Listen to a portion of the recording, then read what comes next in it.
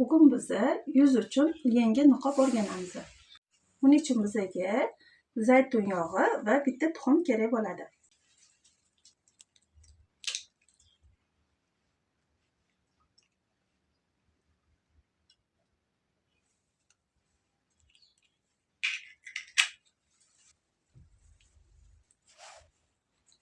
Keyin ajratib olingan tuxum oqiga bitta choy qoshiqda zaytun yog'i qo'shamiz.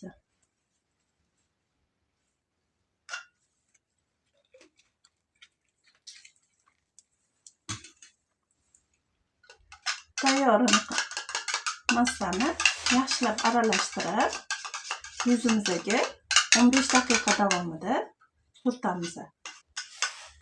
Undan keyin iliq suvda yuvib tashlanadi. Tayyor massamizni yuzimizga surtamiz. 5 daqiqa turgandan keyin iliq suvda yuvib tashlab, oddiy yuz uchun namlantiruvchi krem surtib qo'yamiz yuzimizga.